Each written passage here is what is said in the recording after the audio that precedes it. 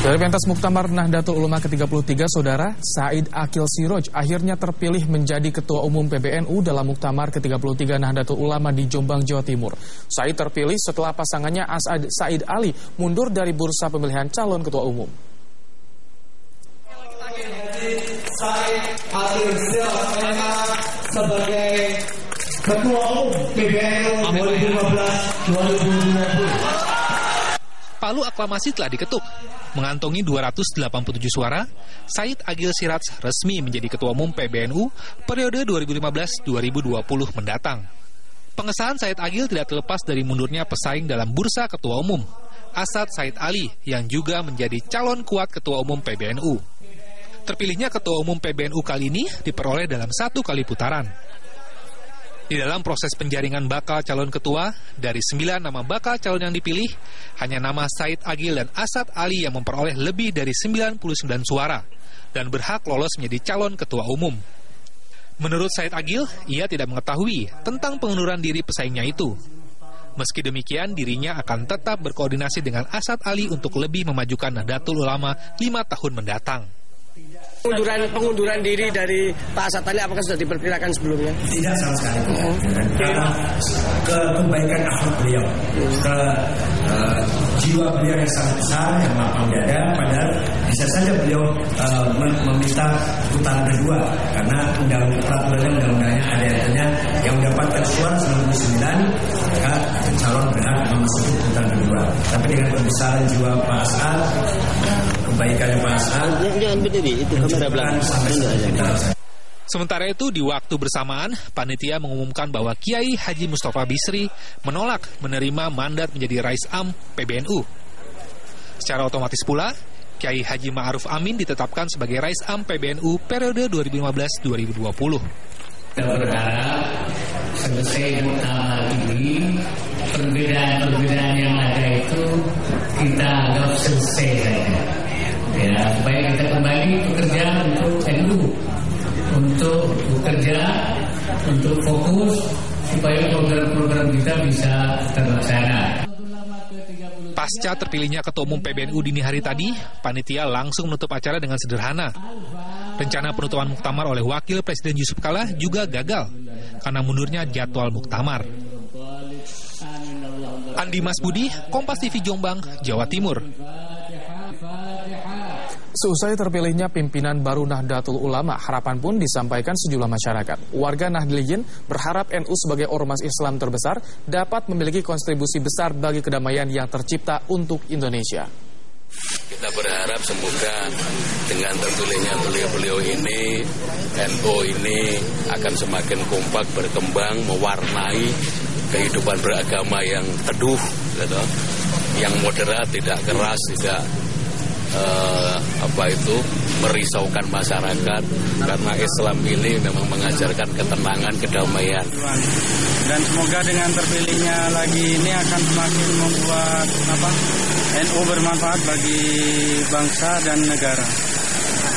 Kalau harapan saya secara generasi muda NU, saya berharap NU lebih baik, kemudian bisa lebih mengedepankan kepentingan umat di wilayah sosial, keagamaan, pendidikan, dan lain sebagainya. Harapan kita mudah-mudahan NU di periode yang akan datang ini mudah-mudahan bisa lebih baik daripada periode yang kemarin. Selanjutnya kita menuju ke Muktamar Muhammadiyah. Saudara, 13 anggota pimpinan pusat Muhammadiyah terpilih malam ini. Suara terbanyak diperoleh Haidar Nasir yang pernah menjabat ketua pimpinan pusat Muhammadiyah selama 2 periode. Para pimpinan terpilih akan memilih ketua umum pimpinan pusat Muhammadiyah pada hari ini. Bertempat di Laboratorium Komputer Kompleks Kedokteran Universitas Muhammadiyah Makassar, Sulawesi Selatan, panitia pemilihan mulai melakukan pemilihan Ketua Umum Muhammadiyah periode 2015-2020. Sebanyak 13 orang akan mengisi kursi anggota pimpinan pusat Muhammadiyah.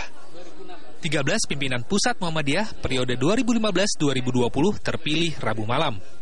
Di antaranya Haidar Nasri, yang pernah menjabat Ketua Umum Pusat Muhammadiyah selama 2 periode. Mantan Komisioner KPK Busro Mukodas, Rektor Universitas Muhammadiyah Malang Muhajir Effendi, dan mantan Wakil Ketua MPR Haryanto Tohari. Selanjutnya, para pimpinan pusat akan menggelar sidang penentuan Ketua Umum Pimpinan Pusat Muhammadiyah pada Kamis pagi.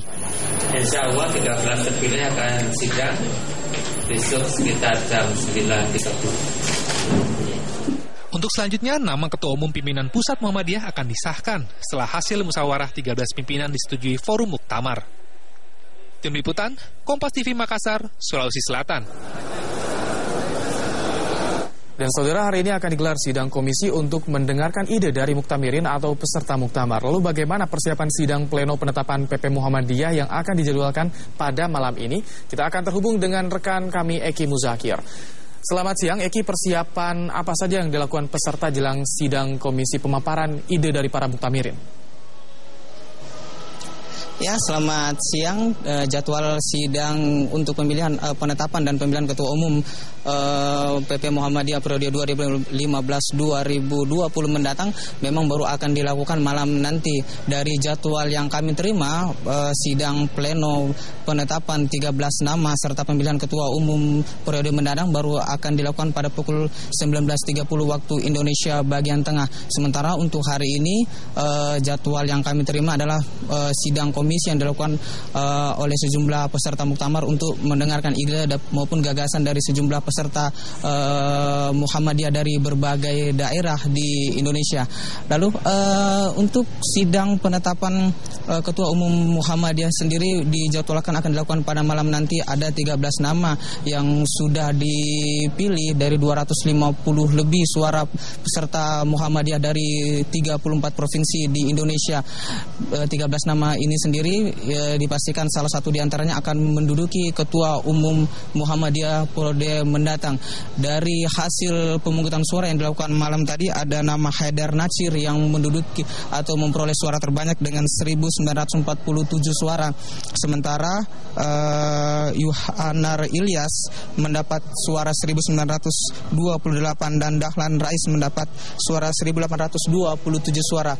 Lalu bagaimana sebenarnya mekanisme pemilihan Ketua Umum Muhammadiyah periode mendatang? Kami sudah bersama salah satu panitia yang akan menjelaskan bagaimana sebenarnya mekanisme pemilihan Ketua Umum Muhammadiyah ini. Selamat siang Pak, kami minta penjelasan bagaimana sebenarnya mekanisme pemilihan untuk Ketua Umum Muhammadiyah. Oke. Untuk Ketua Umum Pimpinan Pusat Muhammadiyah nanti akan bersidang 13 orang yang sudah dipilih oleh muktamar ini untuk bermusyawarah, berembuk menentukan siapa yang akan menduduki jabatan sebagai Ketua Umum. Nah, permusyawaratan itu biasanya memang menghormati yang memperoleh suara paling banyak.